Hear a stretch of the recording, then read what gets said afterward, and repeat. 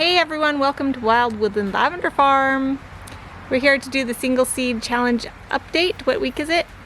17. 17. We missed last week because I was busy working for a fireworks booth and I worked a 12-hour day that day and the next day, so we just didn't get the video made. So here we are. We're going to go show you what our seedlings, they're not seedlings anymore, what our plants are doing.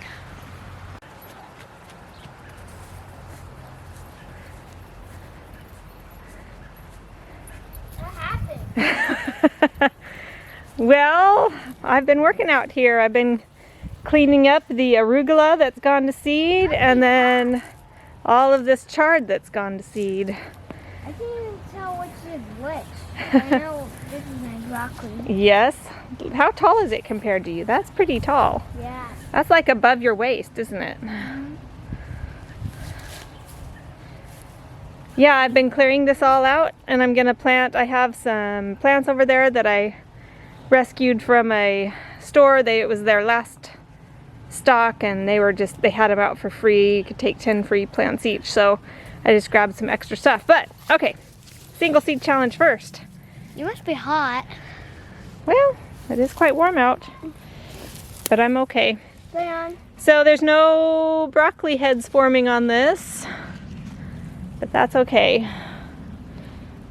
It might just do little small florets for us and not a big head. Plants aren't supposed to go over your waist. Oh, why not? They'll probably get taller than you. They might. They might. Okay, so that's his broccoli. My pepper, look, Gideon, look. Do you see my pepper plant here? What does it have? A pepper. Not a pepper, but it's got a blossom. Nice. So So it'll be forming a pepper soon. The pea plant is unfortunately done. What's that? Sidon's the smart one. He's found the shade. Anyway, pea plants, of course, don't generally last long into the summer, especially when you live in a hot place, but we did get a few pea pods off of it and then one that we never did pick.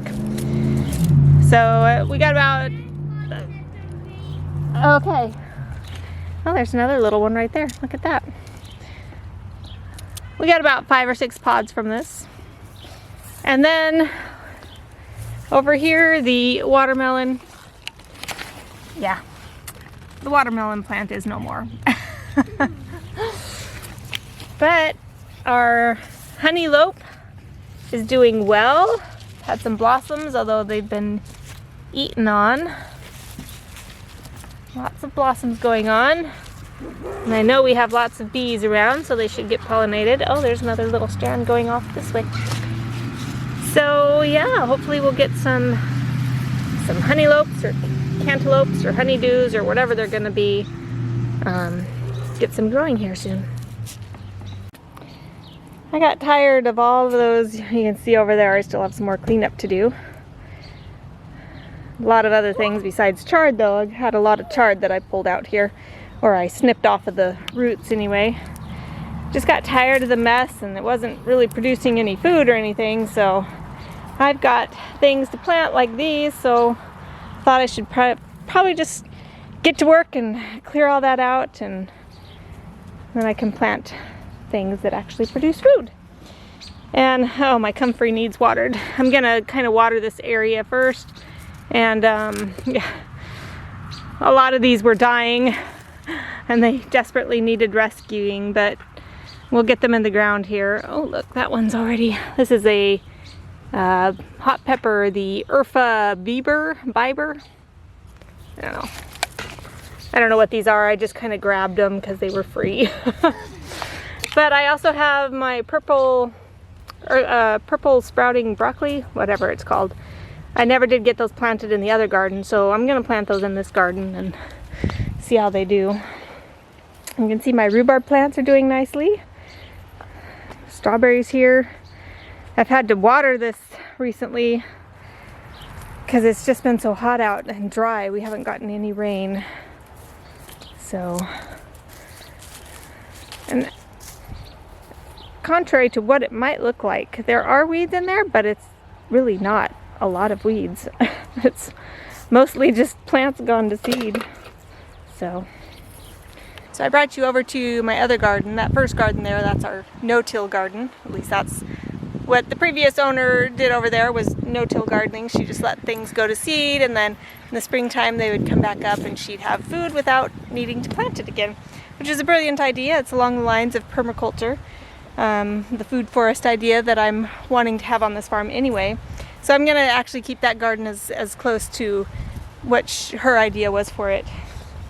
But this garden, they would till and then plant up more like a market garden style. And for now, I'm keeping it that way, except I don't have a rototiller, so I'm not tilling it. And there's lots of weeds to show that. But I have decided that I probably actually do need a rototiller. I didn't want to go the mechanical route, but until I get the hang of running a farm and getting things actually to the point of where I want it to be with the permaculture food forest, and that is with a lot of the food producing ground cover, the bark chips, that kind of stuff. It's going to take me a while to get there. And so until I do, I'll probably need to get a rototiller to help me take care of these weeds. Anyway, I just wanted to bring you over here to this garden real quick to show you how things are growing. And there are a lot of weeds growing, but my other actual food plants are growing too. So just wanted to show you an update on that, so here we go. So in this row here, I have a lot of tomato plants and some basil and some pepper plants kind of intermixed along in here, and they're growing quite nicely. I'm seeing some blooms starting, and there's some basil right there.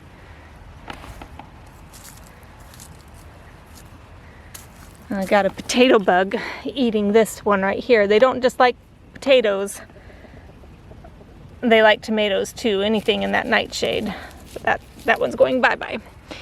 So I have some potatoes that came up volunteer, and they have just been demolished by the potato bugs. So I've been trying to take care of those. And then over here I had this pile developing of just weeds and food garbage and stuff, and I threw some squash in here, and now I'm getting several squash plants that are coming up from volunteer. But unfortunately with them has come up the squash bugs that we have been overcome with.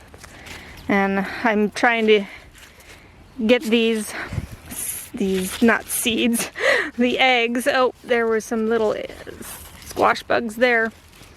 I've been trying to smash the eggs once I come across them, and then killing the bugs as well. But what did I just see fly here? Yep, there's one of the mamas right there. Oop, flying. You can see those little boogers.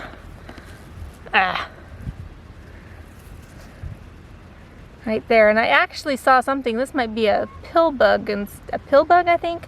Somebody took a picture and snapped it in put it in one of the local gardening groups. And I just called them squash bugs, but it landed on me. Sorry. Don't fly at me, you stupid bug. You don't need my camera. Anyway, they will demolish the squash plants. And yeah, see, there's another one right there. Then they fly off and they find another squash plant to kill. It's not a squash borer. They just will get on and eat the vines and the leaves. And anyway, enough about them.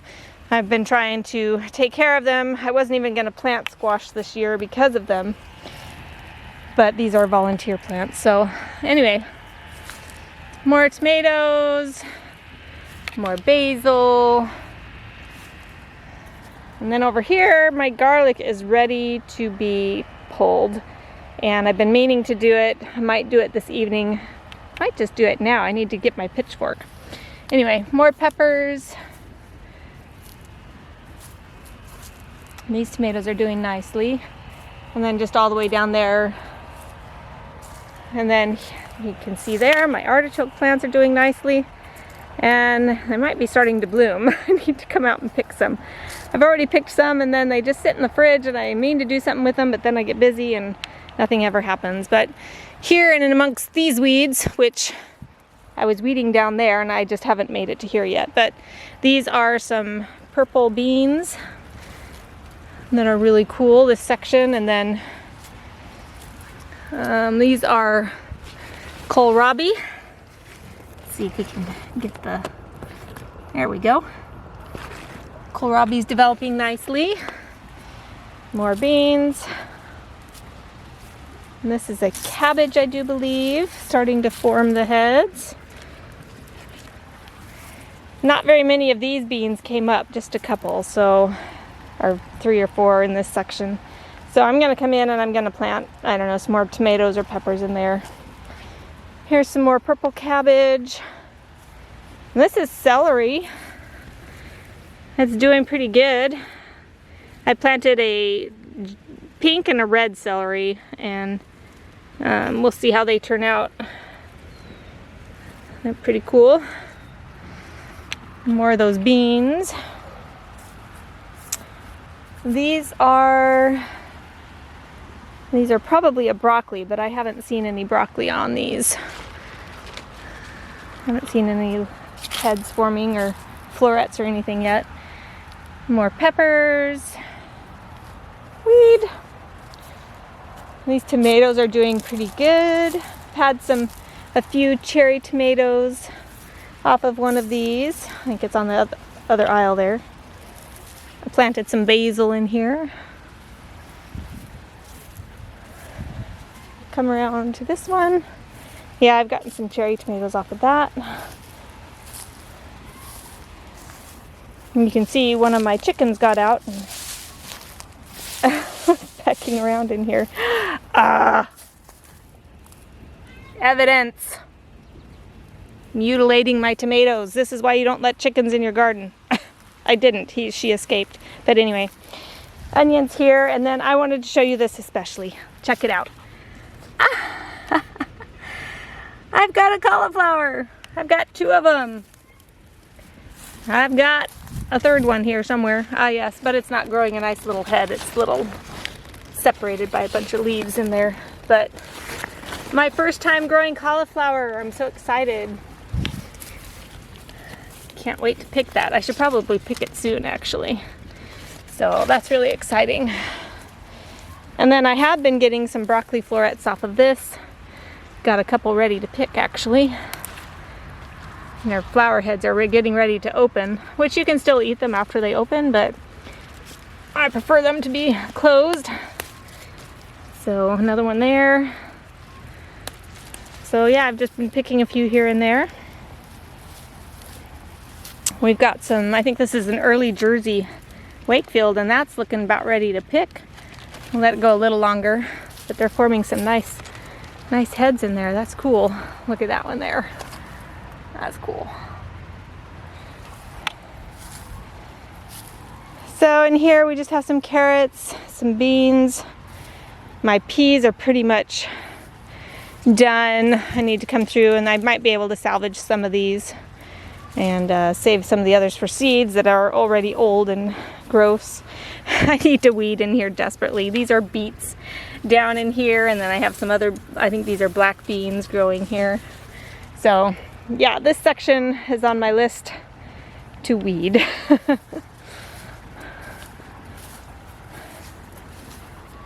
But, oh my goodness, I have some tomatoes to pick.